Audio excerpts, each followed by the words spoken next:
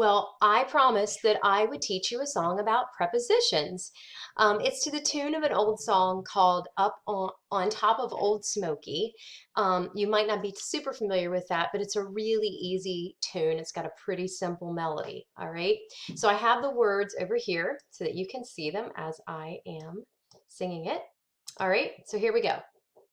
Prepositions are small words, like up and like down. Prepositions have objects, a pronoun or noun.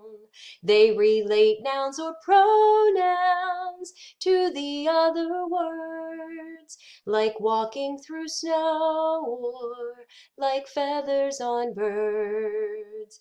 In, into, and until, at, by, and about, for, from, with, and after, of, to, and without. So it's pretty catchy, right? So those of you that are up to it, all right, I want you to make your own recording of yourself singing the songs, and the words are right here. You can start it in any key that you want, all right? Here's a video. If you've never made a video of yourself singing before, here is a video that you can watch that I pulled off of YouTube to teach you how to record a video on a Chromebook for a classroom assignment.